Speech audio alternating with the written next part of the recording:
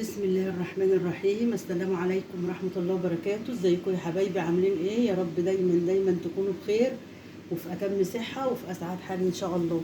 هنعمل مع بعضينا كده ان شاء الله جلاش بالبسطرمة والفلفل الالوان والزيتون والموزاريلا. اكلة اقتصادية وسريعة كده وجميلة وحلوة كمان في الحر اللي احنا فيه، وربنا ييسر ويحسن ما بين ايدينا وايديكم يا رب. احنا معانا ورقه جلاش اهو، ومعانا فلفل الوان دي البسطرمه، معانا فلفل الوان اهو، معانا زيتون مخلي اسود واخضر، ومعانا الموزاريلا. وادي الصينيه بتاعتنا اهي، ونجيب الزبده بتاعتنا ونبتدي نقول بسم الله ونبتدي على الله. هنسيح الزبده بتاعتنا علشان متجمده زي ما انتم شايفين كده. هنحط زبده على شويه زيت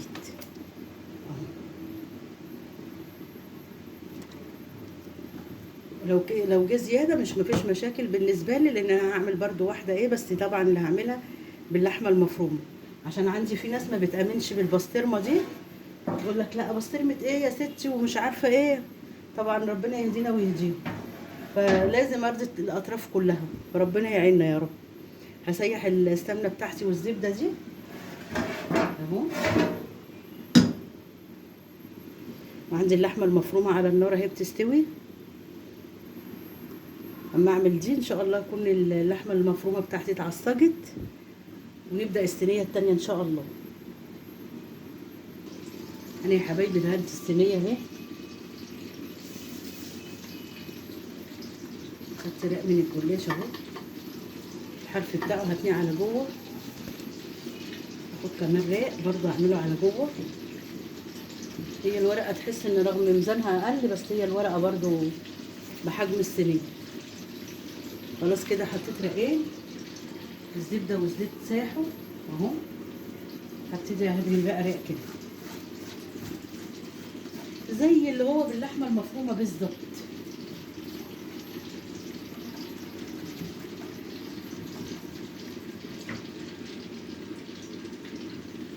انا يا حبايبي كده حطيت 4 رقات من الجلاش. هبتدي احط بقى البسطرمه بتاعتي اهي، افردها.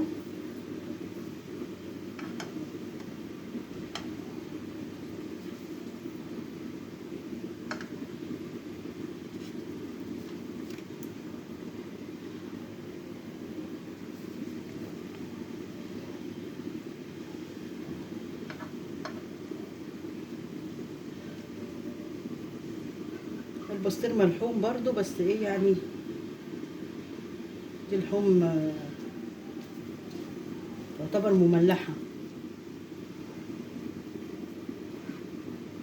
في ناس بتشيل التومه بتاعتها دي، انا ما بشيلهاش بصراحه، هي اللي بتديها طعم جميل وبتعلي التست بتاعها.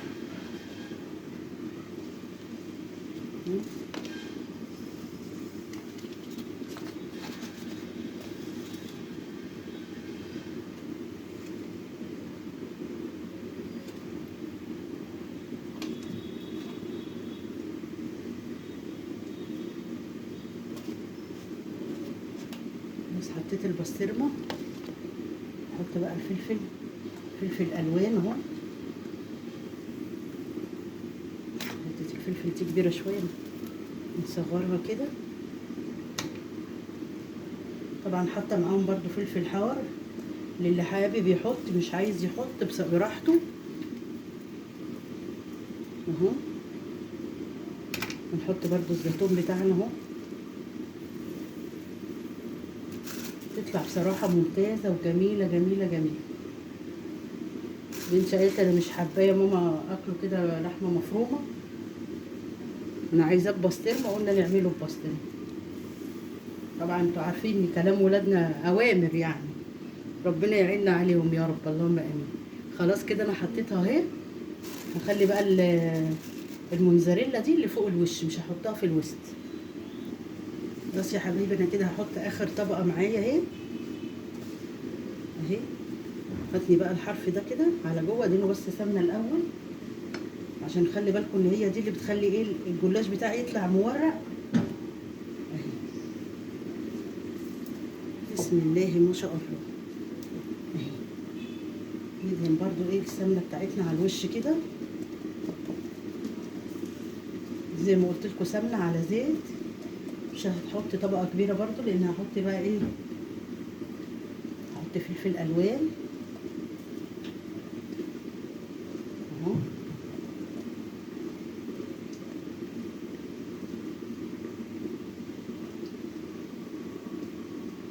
هحط زيتون،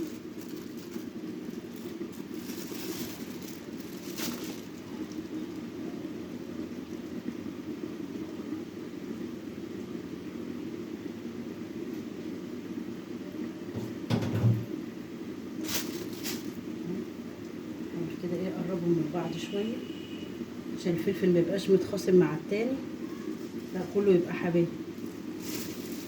نحط بقى الموزاريلا بتاعتنا اهو، شويه يا جماعه كده حاجه مش قادره اقول لكم بقى على جمالها، حاجه فوق الممتاز. دخلها بقى على فرن 180 متوسط الحراره كده، ما تبقاش عاليه قوي.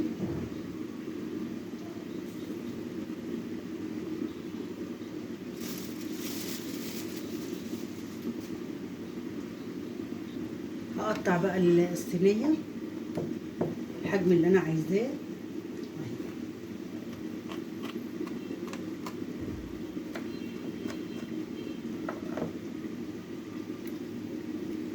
خلاص يا حبايبي انا قطعتها، معايا بيضايه اهي،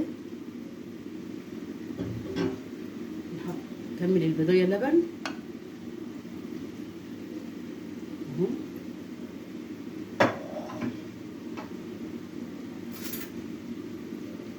نحط لها بس ايه شويه فلفل اسود صغيرين او شويه قرفه صغيره برضو ممكن، المتاح عندي فلفل اسود قرفه اهو، بصوا اهو.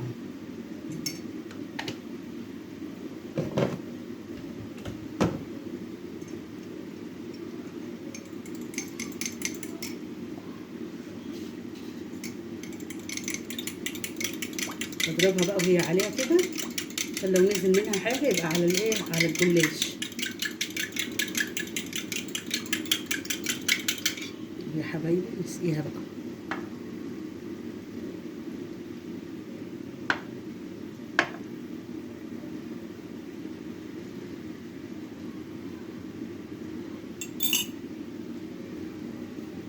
ادي يا حبايبي اهي كده، استنى عليها 5 دقايق او 3 دقايق واروح مدخلاها الفرن عشان تبقى شربت اللبن والبيض وتطلع مورقه معاكي كده وهشه وجميله اهي.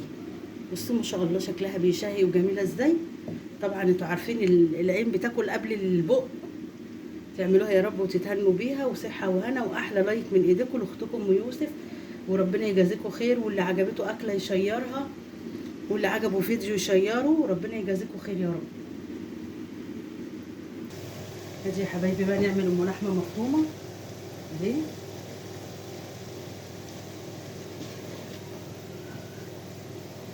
صف اللحم كده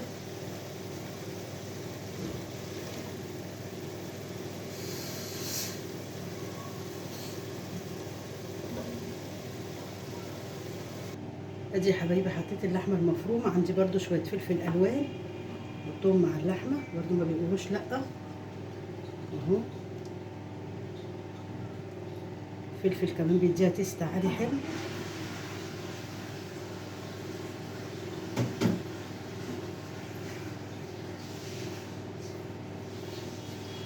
نحط بقى الطبقات بتاعتنا برده اهو،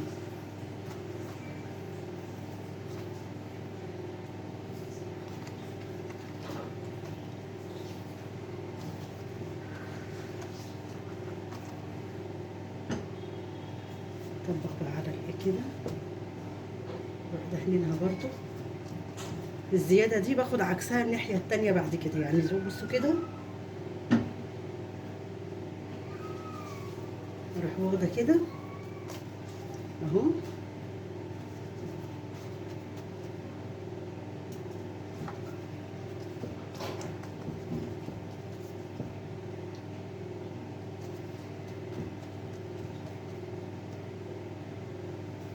اروح مطبقه الناحيه التانيه كده، اصبح النص ده قد ده برضو.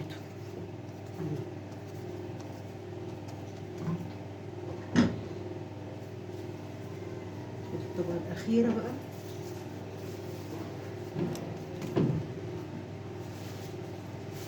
اهي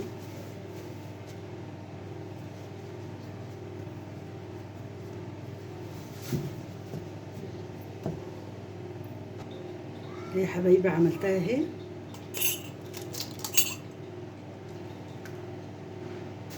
ناخد بضايه برضو، نزود اللبن.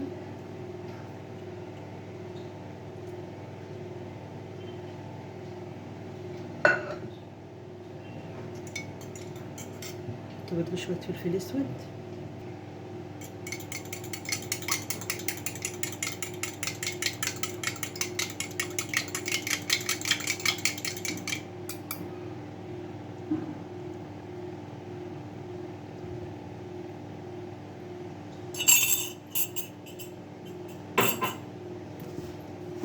دي للي بيحب الجلاش ساده باللحمه بس اهو.